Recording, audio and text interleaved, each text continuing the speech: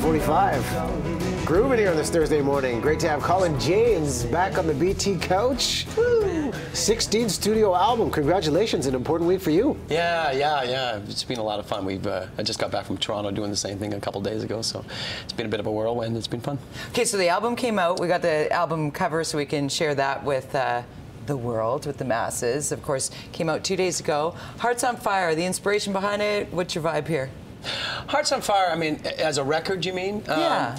You know, I'd done two kind of more straight ahead, for lack of a better word, rock records, you know, with a very typical, you know, rhythm and blues, rock and blues kind of, you know, some ballads, but, you know, I worked with Bob Rock a couple records ago and Mike Fraser.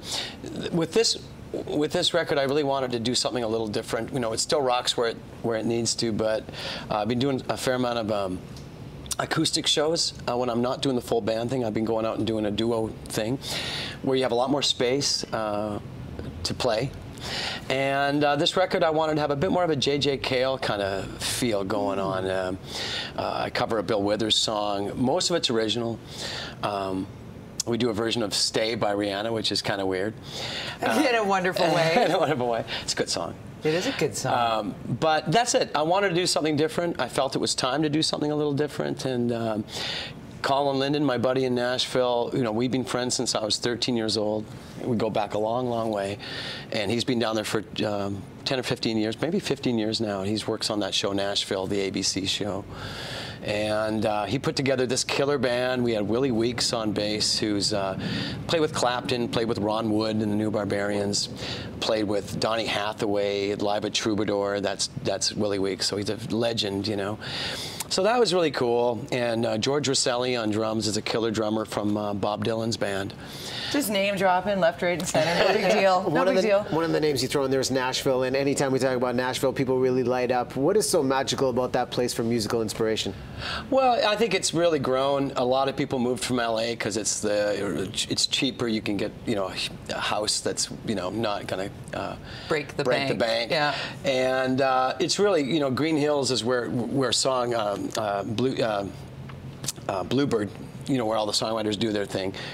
People think it's some kind of amazing place. It's actually a little mini mall. Bluebird Cafe is in a very modest little thing.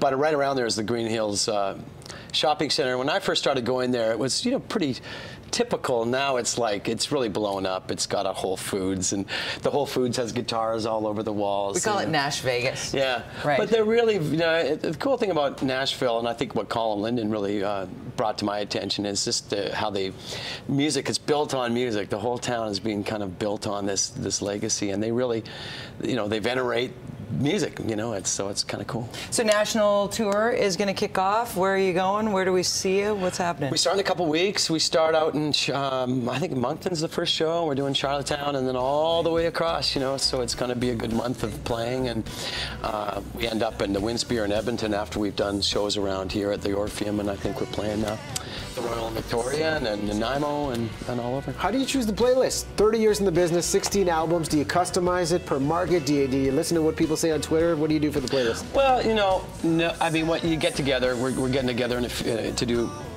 some days of rehearsals, and I guess you see what feels great naturally, and then you start putting together. You know, obviously you got to balance out new and old. You can't do all new because then people will go, hey, you know. On the other hand, you want to make sure you're challenging yourself and not just taking the easy way.